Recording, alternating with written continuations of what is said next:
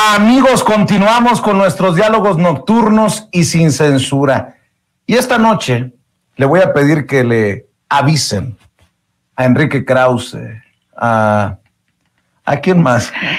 No sé, al Twitter de la derecha.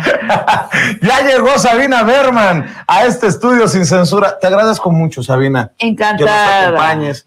Y te iba a presentar escritora, conductora, provocadora, columnista, pero me ganó eso de avísenle a Enrique Krause. Sí, caray. Nos debemos ya un desayuno, ya tenemos mucho que no nos veíamos. Es un rato, es que la ciudad de pronto es muy grande porque hay muchos coches en medio, ¿no? Llegar a cualquier lugar te tarda mucho. Te preguntaría cómo te va, pero sé que te va muy bien. Con esas entrevistas que estás haciendo de largo aliento, sí, con los aspirantes a la candidatura presidencial, como digo yo aquí en Sin Censura, dejas la víbora chillando. Y tenemos otra serie que mezclamos, una semana una y otra semana otra, que es la serie sobre los poderes en México. Porque siempre hablamos en México del poder y decimos el poder presidencial, pero ese es un mapa que ya nos queda muy chico y que sirve para esconder casi todo. Los verdaderos 10 poderes de este país. De hecho, escribiste hace poco una columna muy interesante, creo que la comentamos aquí en Sin Censura. A ver, ¿a qué poder revisas? ¿No? Exacto. Al poder se le revisa y se le cuestiona. Claro, pero ¿a qué poder? A todos, ¿no? Entonces, y en México tenemos, mira, todo el siglo XX fue el PRI, el priato, la dicta blanda, en donde efectivamente el presidente en turno se las daba del presidente imperial, que no se movía una hoja de papel o de vegetal en el país sin su anuencia. Era una exageración, evidentemente, pero después del neoliberalismo que empieza en 1988, que le transfiere una cantidad bárbara de poder al poder económico y al poder mediático, y luego de la entrada a la democracia en el 2000, y luego, o durante más bien, de López Obrador, ya no tiene ningún sentido. Ese mapa chiquito de un poder central, que es el poder del presidente que decide todo, y algunos protestan y otros alaban, está totalmente rebasado, no tiene nada que ver con nuestra cotidianidad, y basta asomarse a cualquier periódico, ¿no? Existen 10 poderes, te los digo. Poder presidencial, poder legislativo, que si tiene mayoría el presidente, pues le hacen caso en la Cámara donde tenga mayoría, y donde no.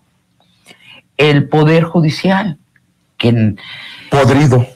Bueno, es el poder más corrupto de México, sin duda.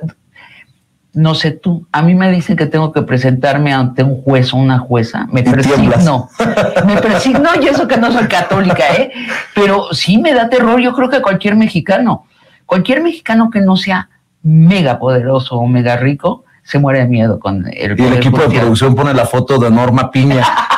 No sé si se jodió la cosa más con la llegada de Norma Piña. Es parte, sin duda, de ese poder, que ahora es el poder que se alió a la derecha, ¿no? Después está el poder de la oposición. A ver, poder presidencial, poder legislativo, poder judicial. Poder de la oposición, que sin duda... Que ahorita es casi nulo. Está muy desbaratada la oposición, ya platicaremos de eso seguramente. Es un tema que nos agrada. Nos une. El poder económico.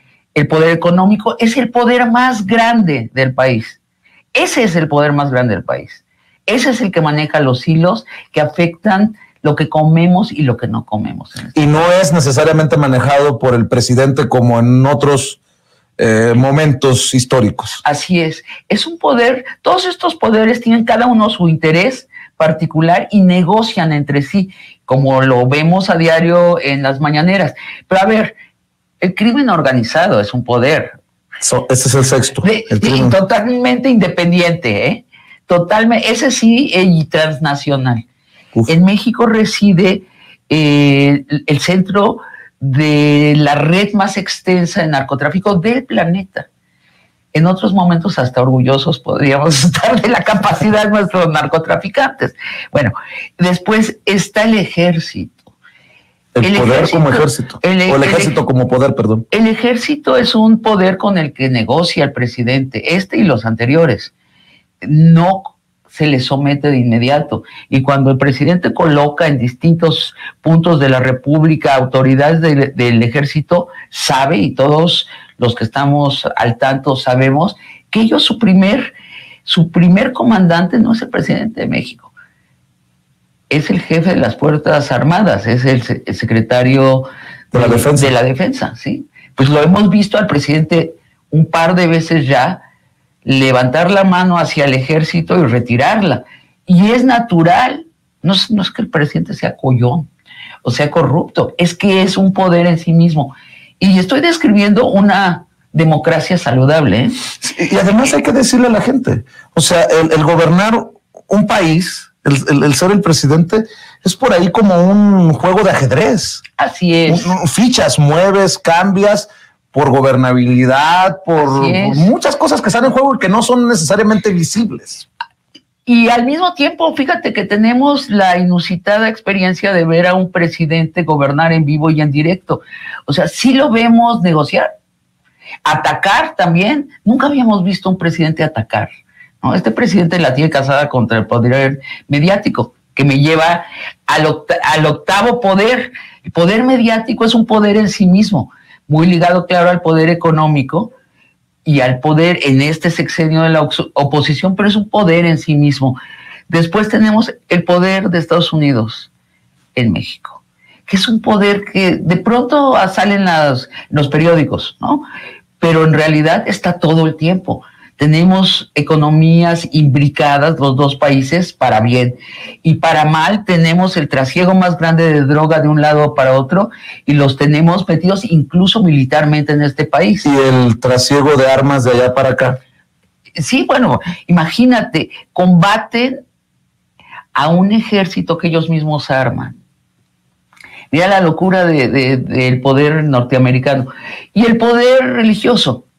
Hace unos días el presidente de la mañana dijo, un cardenal mexicano le pidió al embajador de Estados Unidos en el Vaticano que hablara con el presidente para que no me dejara llegar.